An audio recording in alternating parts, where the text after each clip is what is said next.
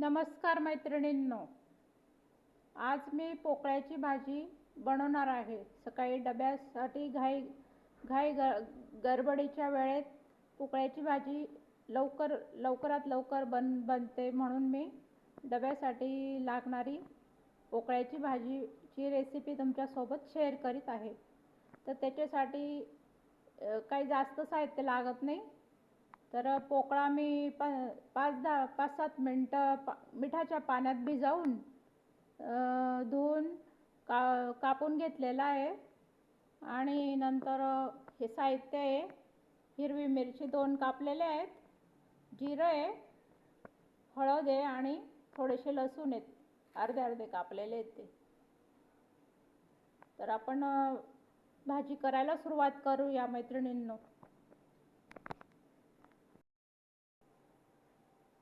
तेल टाकायला ठेवलेलं आहे, त्यात लसूण तळून घ्यायच्या आधी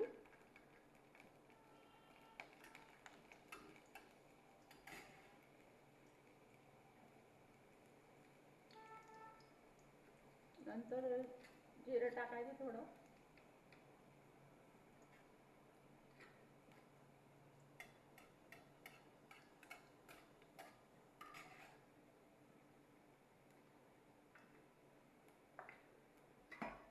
नंतर मिरच्या तळून घ्यायच्या,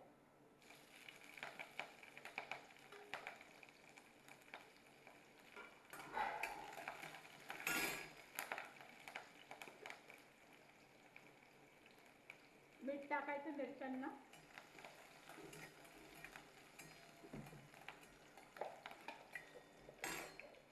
तुमच्या आवडीनुसार मिरच्या टाकायच्या। माझ्या मिरच्या तिखट आहेत ना, म्हणून मी 2च टाकल्या। तसा पोकळा कापलेला टाकून द्यायचा।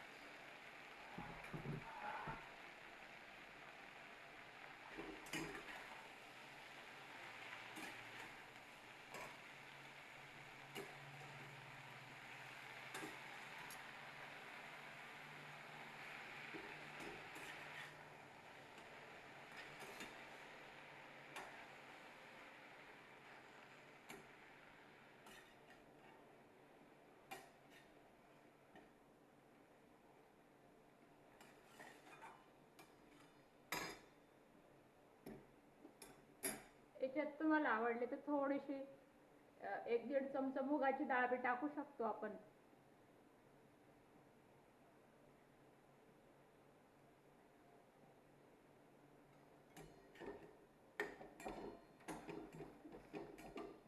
आता याच्यावर झाकण ठेवून द्यायचं, कोरडीच करायची ती, त्यामुळे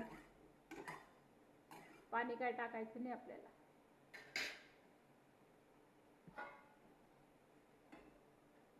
थोडी हळद टाकायची,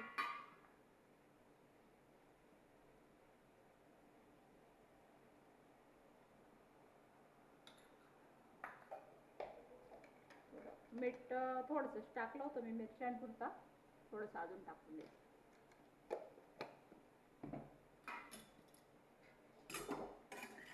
मीठ नंतर टाकलं तरी चालतं, कारण ती थोडीशी होऊन जाते ना, मग मिठाचं प्रमाण अगोदर समजत नाही किती आहे ती असं, त्यामुळे नंतर पण टाकलेलं चालतं, किंवा आधी थोडंसंच टाकायचं, नंतर आणखी वाटलं तर टाकायचं।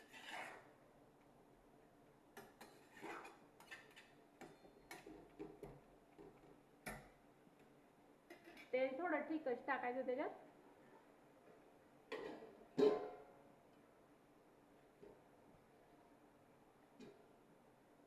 असं झाकण ठेवून द्यायचं, वाफ येऊ द्यायची तिला, चांगली शिजवून घ्यायची तिला।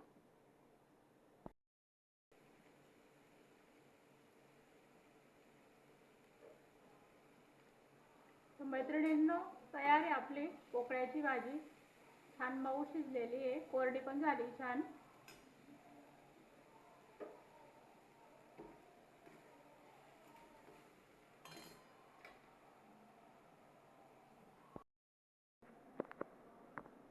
तयार आहे आपली पोकळ्याची भाजी. टिफिन बॉक्समध्ये भरण्यासाठी रेडी आहे. सोबत ही अशी चटणी द्यायची, लोणचं. छान मस्त जेवण होऊन जातं. हेल्दी आणि टेस्टी भाजी.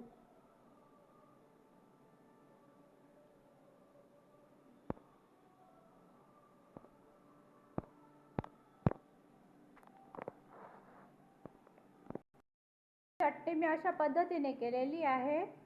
थोडे शेंगदाणे, 3-4 पाकळ्या लसूणच्या, थोडंसं तीळ घेतली 1 चमचा, थोडंसं खोबरं, हळद, चटणी, थोडंसं तेल, मीठ असं टाकून मी मिक्सरला दळून घेतली बारीक. मध्यम, जास्त बारीक पण नाही, थोडी जाड, थोडीशी रवा आहे ती अशी. अशा पद्धतीने बनवलेली चटणी. तर माझी रेसिपी आवडल्यास सबस्क्राईब करा. थँक्यू.